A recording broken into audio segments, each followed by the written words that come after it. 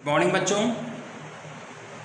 देखो कल की जो अपनी क्लास थी उसमें मैं लास्ट क्वेश्चन आपको बताने वाला था, है ना। पर क्लास क्या है पूरी हो गई थी अपनी, ठीक है।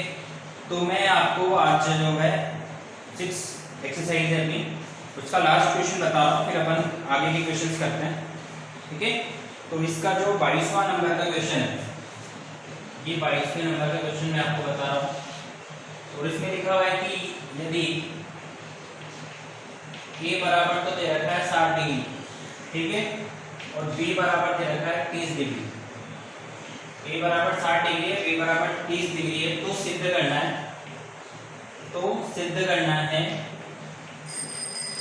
ठीक है।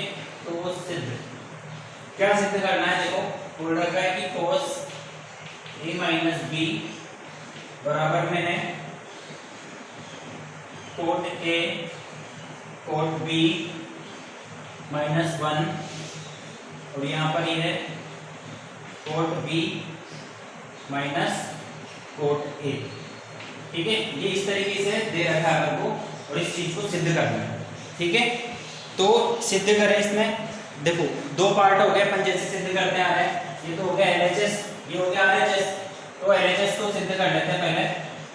ये LHS क्या बोल रखा है, LHS में cos a की जगह पर लिखेंगे कितना 60 माइनस b की जगह पर लिखेंगे कितना 30। अब देखो आप cos 60 में और cos 30 है, ठीक है। माइनस करोगे आप तो कितना आएगा बताओ, माइनस करोगे तो सीधी सी बात है, मैंने गलत लिख दिया, वापस ऐसा लग रहा है क्वेश्चन में जो है वो कोट है, मैंने यहाँ पे cos लिख रखा है, ठीक है ना। तो ऐसे लिख देता हूँ मैं कभी कभी, यहाँ पे ये कोट है, तो कोट 60 माइनस cos 30 तो कितना आ गया, कोट 30 आ गया, ठीक है।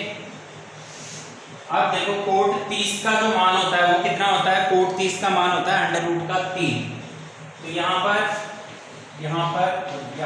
ये क्या आ गया, देखो कोट 30 का मान हो गया √3। अब इधर आओ RHS साइड में, ठीक है। RHS क्या है, RHS में कोट a की जगह पर तो क्या लिखोगे आप बताओ, यहाँ तो लिखोगे कोट a की जगह पे लिखोगे 60, ठीक है। और ये कोट पूरा नहीं लिखा मैंने, ये कोट b है, तो यहाँ पे लिखोगे कोट 30 डिग्री माइनस का 1 बटे में कोट b, मतलब कोट b कितना है 30 है, माइनस कोट a मतलब कोट 60, ठीक है। कुल मिला के बात ये है कि कोट 30 और कोट 60 का मान आपको उसमें रखना है, ठीक है। तो कोट 60 का मान रखो आप, कोट 60 का मान कितना होता है 1/√3 होता है, इंटू कोट 30 का मान अभी देखा ही था √3 होगा, माइनस का 1 बटे में ये होगा √3 माइनस ये हो जाएगा 1/√3, ये होगा, ठीक है। अब ये और ये इधर देखो आप कि 1/√3 है, यहाँ पे जो है वो प्लस है और यहाँ पे माइनस है, उल्टा कैसे लिखते हैं हमने, है ना। यहाँ पर ये प्लस है, ठीक है, प्रूफ ये करना है आपको, तो यहाँ पर ये प्लस है, तो इससे तो ये कट गया, कितना आया देखो 1 और 1 मिलके कितना हो जाएगा 2 हो जाएगा, और यहाँ पर है √3 माइनस 1/√3। क्या करेंगे अपन एलसीएम लेंगे, क्या लेंगे एलसीएम, तो ये √3 एलसीएम आया, ये इसके साथ मिलके तो हो जाएगा 3 माइनस का 1, मतलब ये लास्ट में कितना बचेगा, दिख रहा है यहाँ तक, नहीं दिख रहा है, चेक करना पड़ेगा कि आपको दिख रहा है या नहीं दिख रहा है, ठीक है। दिख रहा है अभी, ठीक है बच्चों, दिख रहा है ना। तो देखो आप कि यहाँ पर ये तो बच गया कितना, ये तो 2 तो था ही सही, और यहाँ पे बचा कितना 2/3 रूट का। अब इसको हल करोगे आप तो 2 से 2 कट जाएगा, ये 3 का पहुंच जाएगा, ऊपर पहुंच जाएगा, मतलब ये कितना पहुंच गया यहाँ पे √3। देखो इधर भी क्या आ रहा है √3 आ रहा है, और इधर भी कितना आ रहा है √3 आ रहा है, दोनों लेफ्ट हैंड पार्ट और राइट हैंड पार्ट के आ गए आपके बराबर आ गए, ठीक है। तो यहाँ पे लिख देंगे ये कौन सा पार्ट आएगा, लेफ्ट हैंड पार्ट, ठीक है। RHS को लेके सोल्व किया था और इधर क्या आ गया LHS आ गया। तो इस तरीके से अपन को ये सवाल करना था, ठीक है बच्चों। अब देखो इसके विविध के सवाल है, विविध के सवाल मैं नहीं बताऊंगा, आप भी जानते हो इस बात को, ठीक है। तो विविध के सवाल आप करोगे, ठीक है ना, जब भी आपको टाइम मिले, जब भी क्या मिल ही रहा है आपको तो टाइम ही टाइम है, क्योंकि 10 मिनट की मैं क्लास पढ़ाता हूँ, ज़्यादा से ज़्यादा 2 सवाल बताता हूँ या 3 सवाल बताता हूँ, ठीक है ना। अब अपन आगे पढ़ेंगे और आगे जो पढ़ रहे हैं अपन, पहली बात तो ये कि तुम सवाल करोगे, है ना, नहीं तो फिर देख लेना। आगे प्रश्नावली पढ़ा रहा हूँ मैं, आज थोड़ा सा समझा देता हूँ। प्रश्नावली नंबर कौन सी पढ़ेंगे अपन आज? 7 पढ़ेंगे। और प्रश्नावली नंबर 7 में, प्रश्नावली नंबर 7 में देखो अपना जो नाम है इसका त्रिकोणमितीय सर्व समीकरण। क्या नाम है बच्चों इसका? त्रिकोणमितीय सर्व समीकरण। त्रिकोणमितीय सर्व समीकरण, ये इस चैप्टर का नाम है, ठीक है। अब यहाँ पे इस चैप्टर में जो आपको समझना है, पहले बात तो मैं आपको ये बता दूं कि प्रश्नावली 6 में सारे सवाल करने, अगर एक सवाल भी छोड़ दिया ना तो यूँ समझो आपकी आपने एक सवाल भी बहुत इंपॉर्टेंट सवाल है, ठीक है, तो छोड़ना ओढ़ना कुछ भी नहीं है।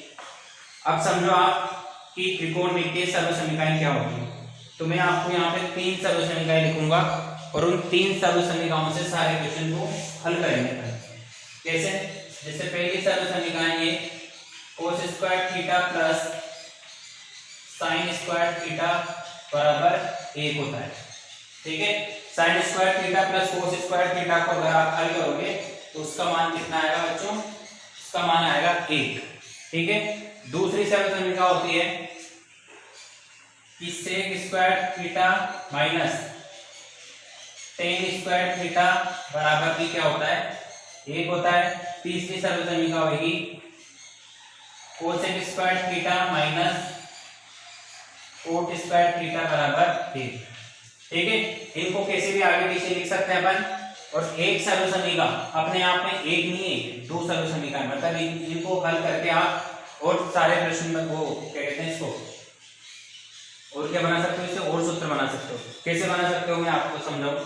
जैसे इस वाली से, ठीक है, अगर मेरे को कोस का मान याद करना है, कोस स्क्वायर थीटा का मान निकालना है, तो क्या लिखूंगा मैं? 1 माइनस साइन स्क्वायर थीटा, इससे लिख रहा हूं। कोस का मान निकालना है तो इसको कहां भेज देंगे? इधर भेज देंगे। ऐसे अगर मेरे को साइन का मान चाहिए तो साइन स्क्वायर थीटा बराबर क्या लिखूंगा मैं? 1 माइनस कोस स्क्वायर थीटा, ठीक है, हो गई है।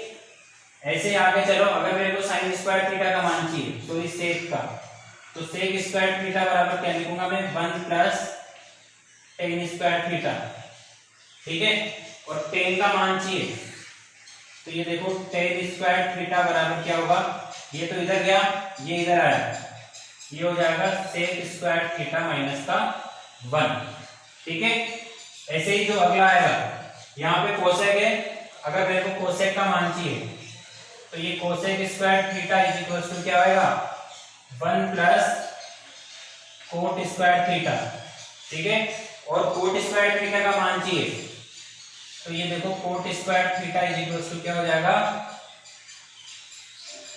कोसेक स्क्वायर थीटा माइनस का 1। इस तरीके से ये 3 सर्व समीकरण थी और इन 3 सर्व समीकरणों से और क्या बन गए? और सूत्र बन गए। तो मेनली आपको जो है वो क्या याद रखना है? मेनली आपको ये जो यहाँ पे मैं डब्बे में बंद कर रहा हूँ, ये तीनों चीजें आपको याद रखनी है, ठीक है।